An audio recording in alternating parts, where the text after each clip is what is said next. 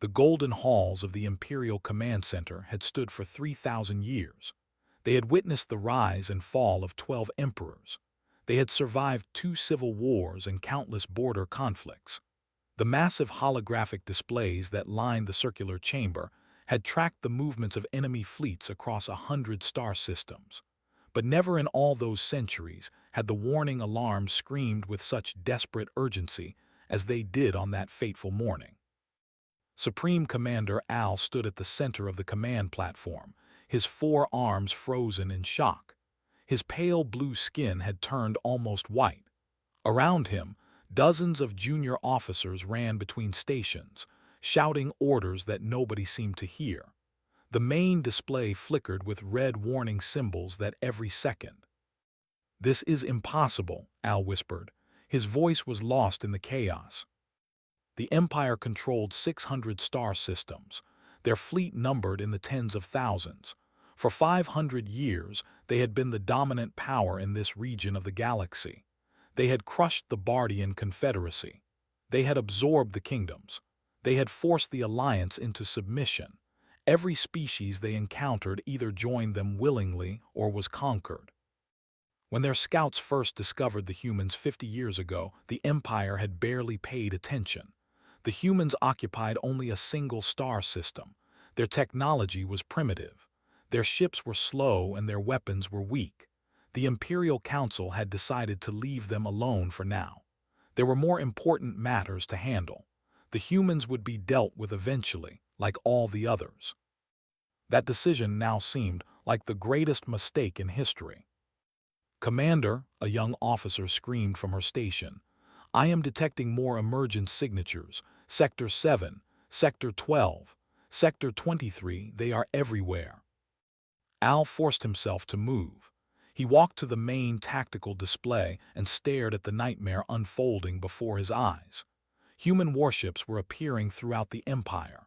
Not at the borders, where the detection arrays should have spotted them days in advance. They were appearing deep inside Imperial territory, near critical military installations and heavily populated worlds. "How many?" Al demanded. The officer's hands trembled as she worked her console. "Initial count shows 4,700 vessels in Sector 7 alone, another 3,000 in Sector 12. The numbers keep climbing, Commander. I cannot get an accurate count." Al felt his heart stop. The entire Imperial fleet numbered 40,000 ships. The humans were supposed to have maybe a few hundred vessels at most. Where had all these warships come from? "Get me the Emperor," Al ordered, "and contact Admiral. Tell him to mobilize the home fleet immediately."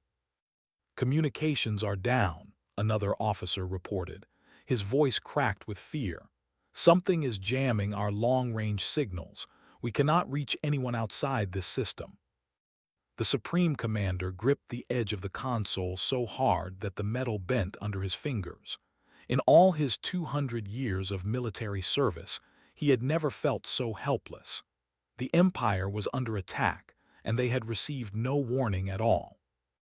Across the galaxy, similar scenes of panic were playing out in every major Imperial installation. At the fortress of the largest military base in the outer territories, Admiral watched her sensors with disbelief. A human fleet of over 2,000 ships had appeared less than a light minute from her position. Her garrison had only 300 vessels, and most of those were light patrol craft. "All ships battle formation," she commanded, keeping her voice steady through sheer willpower. "Prepare to engage the enemy." Her communications officer turned to her with a look of confusion. "Admiral, we are receiving a transmission from the human flagship. They are hailing us." Admiral hesitated. In all the centuries of expansion, no enemy had ever tried to talk during an attack. They either fought or they surrendered. Communication came later, after the battle was decided. "Put it through," she said. The main screen flickered, and a human face appeared. It belonged to a female with dark skin and hair. She wore a uniform of deep blue with silver markings. Her eyes were calm and steady, showing no trace of aggression or excitement. "This is Admiral Sarah of the United Earth Defense Force," the human said. "I am addressing all military commanders in this sector. You have exactly 1 hour to surrender your forces and stand down. Any ship that powers up weapons or attempts to flee will be destroyed. Any ship that complies with these terms will not be harmed. This is your only warning." The transmission ended. Admiral stared at the blank screen for a long moment. Then she laughed. It was a hollow, bitter sound. "They expect us to surrender," she said. 300 ships against 2,000 and they give us an hour. They must know we will call for reinforcements." Her tactical officer cleared his throat nervously. "Admiral, I am detecting similar fleets appearing near every major base in the sector. If the pattern holds across the Empire, there will be no reinforcements." The truth of those words hit Admiral like a physical blow. The humans had not launched a simple attack. They had launched thousands of simultaneous attacks. They had somehow appeared everywhere at once, bypassing all the detection systems that should have given the Empire weeks of warning. This was not a war. This was an execution. Back at Imperial Command, Supreme Commander Al was reaching the same terrible conclusion. Reports were flooding in from across the Empire, each one worse than the last. Human fleets had appeared near 17 of the 20 core worlds. They had surrounded the Imperial shipyards at Prime. They had cut off the supply routes to the frontier colonies. In a matter of hours, they had effectively paralyzed the entire Imperial military machine. "How did they do this?" Al demanded. "How did they build so many ships without us knowing? How did they get them here without being detected?" His science advisor, an elderly named Os, stepped forward. His face was pale with a mixture of fear and academic fascination. "Commander, I have been analyzing the sensor data from the human emergence events. They are not using standard faster-than-light travel. Their method is completely different from anything we have seen before." "Explain," Al snapped. "Our ships travel through dimensional folding, which creates detectable ripples in subspace. Any vessel using this method can be tracked days or weeks in advance. But the humans, they appear to be using some form of spatial compression. They are literally folding space itself, stepping from one point to another without passing through the distance between. There is no warning because there is no travel. They are simply here." Al stared at the old scientist. "That technology is theoretical. Our best researchers said it would take centuries to develop." Os nodded slowly. "The humans have been alone in their star system for 50 years. We ignored them because they seemed primitive. But it appears they spent those 50 years preparing. They knew we would come for them eventually, so they found a way to come for us first." The weight of those words settled over the command center like a funeral shroud. The Empire had made a fatal error. They had looked at a young species and seen weakness. They had seen slow ships and simple weapons. They had not seen the determination. They had not seen the creativity. They had not seen the burning desire to survive that drove humans to achieve the impossible. On the bridge of the UEDF Constellation, Admiral Sarah watched the tactical display with quiet satisfaction. The operation was proceeding exactly as planned. Across 600 star systems, human fleets were taking up positions around every significant target. The element of surprise had worked perfectly. The Empire was reeling, unable to coordinate a response. Her first officer, Commander James, approached with a data tablet. "Admiral, we are receiving surrender signals from multiple installations. 18 so far, with more coming in every minute." "Any resistance?" asked. "A few scattered engagements.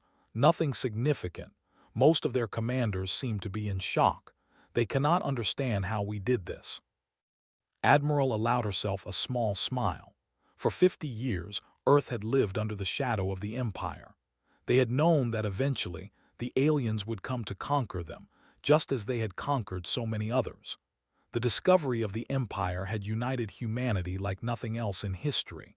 Every nation, every corporation, every scientist had contributed to the survival effort. They had built ships in hidden shipyards beneath the surface of moons.